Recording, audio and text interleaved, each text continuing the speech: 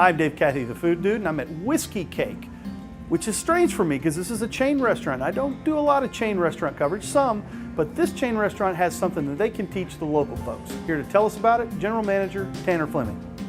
Well, Whiskey Cake, we are a farm-to-fork, garden-to-glass restaurant. What that means is we're going to get as much local as we possibly can in the restaurant. We have people hitting us up all the time, the local farmers, local gardeners, and we'll just grab it. Anything that fits and works, we just bring it in. Garden to glass is basically a term for our pre-prohibition bar. We bring in vegetables out of our garden and other people's gardens, basil, mint, all that. We don't have a bar gun, so there's no, well, we have sodas in cans. If you have to have Coke in your whiskey, we'll do that. But we try not to, and we craft cocktails by hand, including our non-alcoholic juice cocktails that we sell a lot of at lunch. We are owned out of Dallas. We're a company called Fork It Over, and wherever we go, we're the second store in the expansion that you might call it. Anywhere we go, we're going to be looking for the local sources. When you go and open a restaurant, you go and watch the build. We're also going to be at the farmers market, introducing ourselves, shaking hands, and finding out who has local chickens, who has local produce, who has cheeses, who's the coffee roaster, who does almost anything local. And we're going to surround ourselves in those folks and prop them up in front of a larger audience and sell their stuff. We use a local lady that does candles. It's a soy candle. We tried beeswax for a while. It didn't work for us, although it smells delicious. We have a soy candle.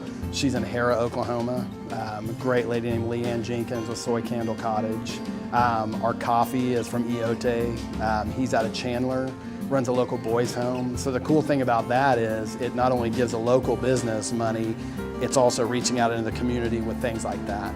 So, well, when you come here, it can be a little intimidating. Some people, find it, odd, the farm to fork movement. They're not quite there yet. What we want to do is basically hold you in our arms and show you what it's all about.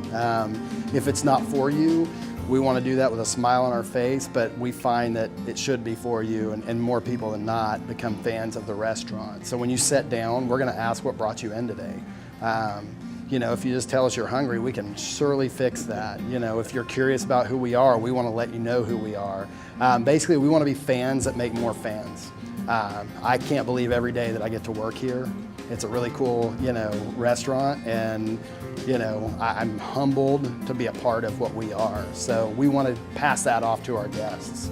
You're going to be looking at anything from a wide range of items, such as our deviled eggs. We do those daily. It's going to be a different topping on it, whatever I'm kind of in the mood for, whatever's in season. We have fried green tomatoes that are great appetizers to start off with. Our pulled pork sliders are definitely an appetizer, but they're an entree within themselves. Our burgers are just succulent and great. You're getting a nice mesquite grill finish off those burgers as well. Our steaks and fresh seafood items. We have trout, Idaho trout, and Scottish salmon, which we source from all sorts of different vendors all across the United States. So our main cooking component is mesquite wood. We try to use live wood.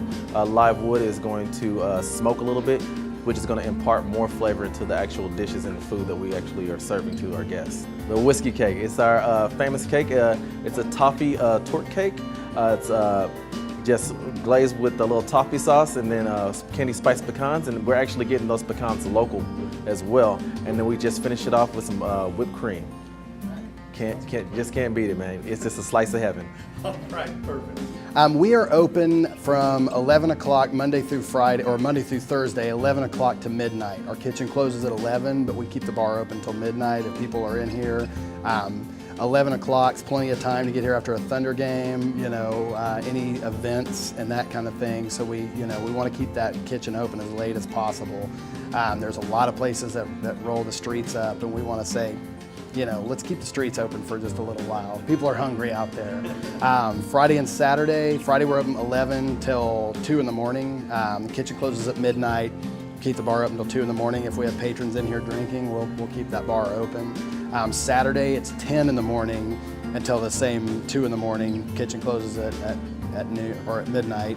And then we do brunch from 10 to 3 on Saturday. Then Sunday we do brunch from 10 to 3, and we close the kitchen at 10, and we're open till 11 in the bar.